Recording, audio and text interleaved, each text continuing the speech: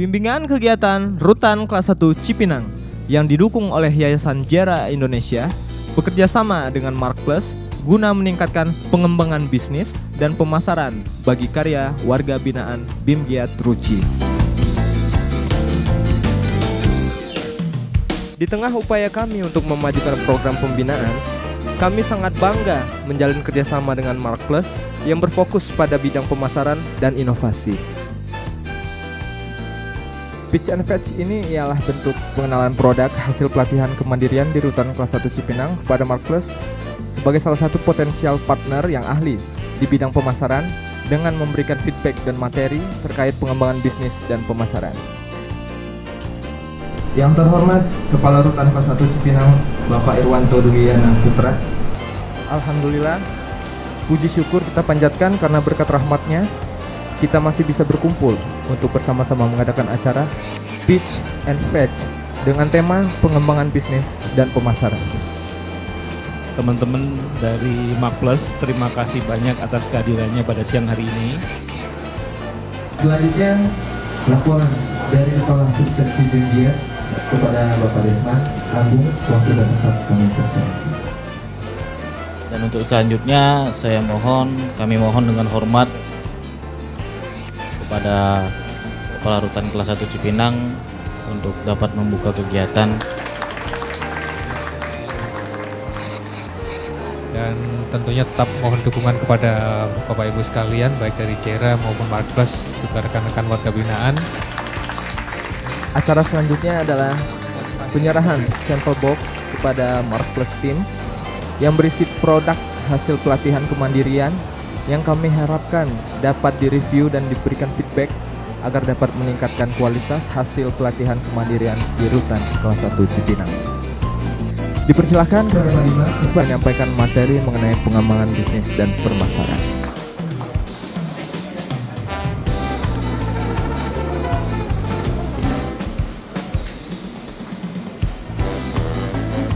Selamat siang, Assalamualaikum warahmatullahi wabarakatuh. Senang ya saya bisa di sini dari kapan acara ini sebetulnya udah mau mulai beberapa bulan lalu, tapi karena ada renovasi lain-lain akhirnya waktunya sekarang gitu ya. Saya juga senang karena bisa ketemu Karutan. Terima kasih Pak Karutan udah bisa ketemu. Dan hari ini sebetulnya yang akan saya lakukan, saya bukan mau ngajarin teman-teman, bukan ya. Saya mau testimoni aja kurang lebih sebetulnya. Sebetulnya gimana sih kalau kita punya produk ya. Kan problem kita itu biasanya satu. Kita udah punya ide buat produk. Setelah ada produk, kesulitannya apa? Memasarkan. Kita Mark Plus, nama juga udah Mark Plus. Itu memang idenya dari pertama kita dibekali dengan bagaimana cara kita memasarkan. Boleh ya? Terima kasih ya. Nah, saya nggak akan terlalu panjang lebar, terlalu teoritis gitu ya. Tapi saya akan nyampaikan beberapa hal. Nanti saya lebih senang kalau kita lakukan tanya jawab ya. Tadi saya udah lihat dari sini aja dari produk ada beberapa produk yang udah bagus sebetulnya. Dari kemasannya bagus ya. Nah, memang ketika kita mau memasarkan ada yang namanya kompetisi, betul nggak teman-teman? Itu yang paling berat gitu. Makanya saya kalau kita lihat dari pertama ya dari sini, penting buat kita cari sumber idenya dulu. Sumber ide kita tuh dari mana sih pada saat kita membuat produk ya. Secara umum ada 3 sumber ide ya. Kalau lihat di depan satu, biasanya gini, ada masalah ya. Ini bahkan di beberapa produsen besar, pabrik dan lain-lain, itu selalu berangkat dari sini. Sebetulnya saya merasa terhormat ya bisa diundang ke sini ya. Saya baru pertama kali masuk ke lapas ya, rutan baru sekali ini. Saya terus terang ya tadi ngobrol sama teman-teman, kita kan banyakan nonton ya. Maksudnya rutan, lembaga pemasyarakatan apapun namanya, yang kita gambar tuh kan gitu kan. Tapi begitu di dalam saya nggak rasa ini adalah tempat yang berbeda ya. Normal ya sini ya, kelihatan lagi kayak preparation buat acara aja gitu kan, kita sering buat acara. Karena saya beberapa kali ya ketemu Jira kan karena ngeband tuh Jadi kan mereka penampilannya sebagai pemain band kan. Iya, jadi nggak ada apa. Saya termasuk orang yang perhatikan audiens.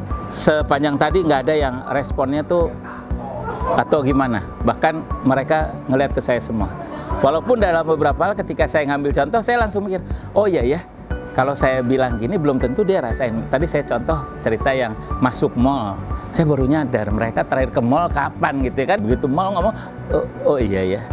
Kalau kopi kan di sini kopi ada, walaupun saya ngomongin kopi di luar, tapi kopi di sini ada. Tadi juga pertanyaannya menurut aku ya profesional yang nanya gitu, bukan orang apa.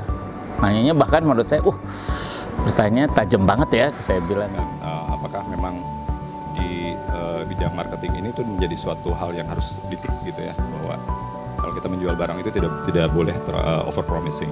Kan seperti banyak kasus jual kosmetik, obat, menyembuhkan dengan kata mengurangi sakit itu beda kan. Nah, itu. Apakah di sisi marketing itu merupakan sesuatu yang istilahnya mandatory lah. Dan tadi Pak Riko sampaikan kalau boleh ada pertemuan lagi sebulan dari sekarang. Mungkin teman-teman bawa produk yang udah ini, terus teman-teman yang cerita ke saya, ada masukan nggak? Nah, kita ngobrol, lebih enak. Jadi yang saya ajarkan bukan sesuatu yang sifatnya ilmu, itu nggak mau. Aku pinginnya apa? Praktek. Untuk jadi praktek ya itu, tadi ilmunya, nanti mungkin sebulan dari sekarang kita ketemu ya. Saya juga udah lebih familiar, pasti kedua kali ke sini, udah tahu orang-orangnya, tinggal kasih lihat produknya. Apa ini diimprove ini, kira-kira mau ditambahin apa, ini mau diapain apa-apa. Mudah-mudahan ya, mudah-mudahan setelah kita buat strategi dan lain-lain, kalau saya sih berharap ya works dan menjadi sesuatu.